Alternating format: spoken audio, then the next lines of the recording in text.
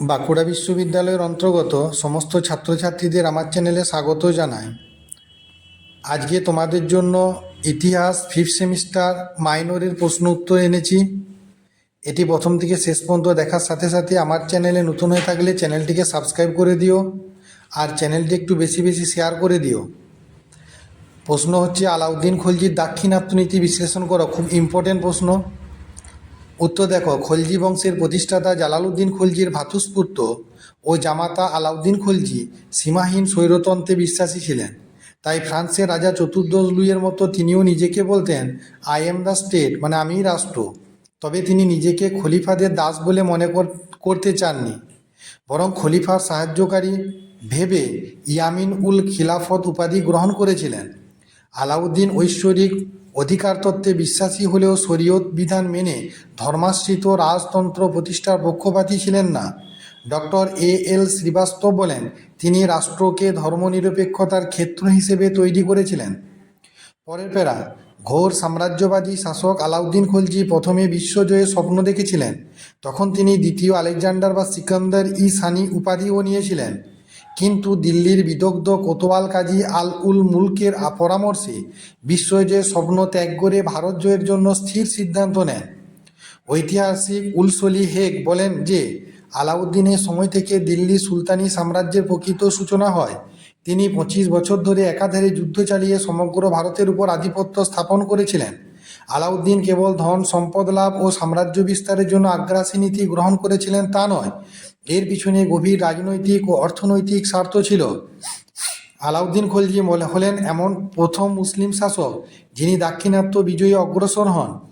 তার দাক্ষিণাত্য অভিযানের উদ্দেশ্য নিয়ে পণ্ডিতদের মধ্যে মতপার্থক্য আছে।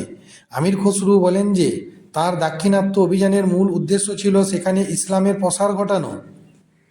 তিনি দাক্ষিণাত্যে সুলতানি শাসন প্রতিষ্ঠা করেননি, কিন্তু সেখানে মন্দিরগুলি ভেঙে মসজিদে রূপান্তরিত করেন। এ থেকেই তার উদ্দেশ্য বোঝা যায়। প্রথম পয়েন্ট, সম্পদ লুট। ডক্টর KS আয়েঙ্গার বা ডক্টর লাল এর মতে ধর্মপ্রচার নয়, দক্ষিণের অফুরন্ত ঐশ্বর্যের আকর্ষণেই তিনি দাক্ষিণাত্য অভিযান পাঠান।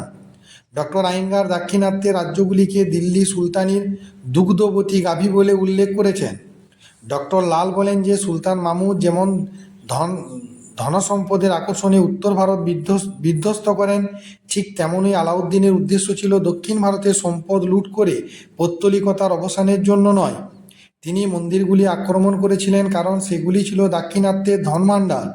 এছাড়া তার মন্দির ধ্বংস করে মসজিদ নির্মাণের উদ্দেশ্য ইসলামের প্রসার নয়, নিজের সামরিক সাফল্যকে স্থায়ী রূপ দেওয়া, করদ রাজ্যে পরিণত করা।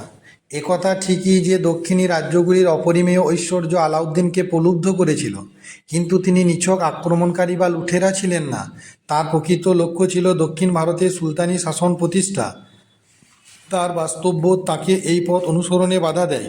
তিনি উপলব্ধি করেন যে দিল্লি থেকে সুদৃঢ় দাক্ষিণাত্যের রাজনৈতিক কর্তৃত্ব বজায় রাখা সম্ভব নয়।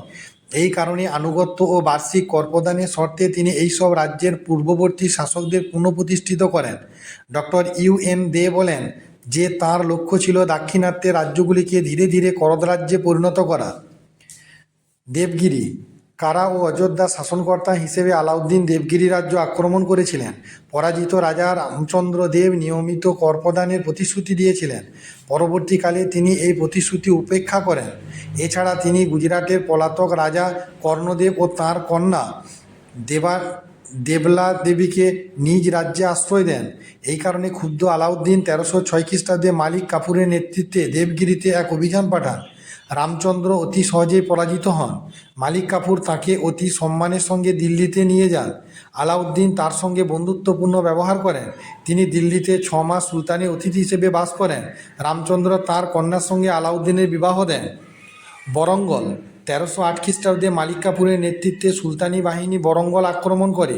ইতিপূর্বে 1303 খ্রিস্টাব্দে সুলতান বাহিনী বরঙ্গল আক্রমণে করে ব্যর্থ হয়। এই অভিযানের উদ্দেশ্য ছিল পূর্বের পরাজয়ের প্রতিশোধ গ্রহণ ও বরঙ্গল থেকে ধনসম্পদ সংগ্রহ করা। সুলতানি বাহিনীর চাপে প্রতাপ রুদ্রদেব সন্ধির প্রস্তাব দেন। সন্ধির শর্তানুসারে তিনি সুলতানকে 100 হাতি, 7000 ঘোড়া ও প্রচুর ধনসম্পদ প্রদান করেন এবং বার্ষিক করদানে স্বীকৃতি দেন। আচ্ছা, হোয়েসল, এরপর কৃষ্ণ নদী অতিক্রম করে মালিক কাফুর 1310 খ্রিস্টাব্দে দ্বার সমুদ্র বা হোয়েসল রাজ্য আক্রমণ করেন। এ সময় হোয়েসল রাজ তৃতীয় বীর বঙ্গাল পাণ্ড্য রাজ্য আক্রমণে ব্যস্ত ছিলেন। দিল্লি সুলতানির আক্রমণের সংবাদ পেয়ে তিনি রাজধানীতে ফিরে আসেন। পাণ্ড্য রাজ্য তার পাশে দাঁড়ায়। শেষ পর্যন্ত হোয়সল রাজ আত্মসমর্পণে বাধ্য হন। মালিক কাফুরের হাতে তিনি প্রচুর ধনসম্পদ, ঘোড়া ও হাতি তুলে দেন এবং সুলতানকে বার্ষিক করদানে সম্মত হন। পাণ্ড্য রাজ্য এরপর 1311 খ্রিস্টাব্দে মালিক কাফুর পাণ্ড্য রাজ্য আক্রমণ করেন। রাজা কুলশেখরের মৃত্যুর পর রাজপরিবারে ভ্রাতৃবিরোধ চলছিল।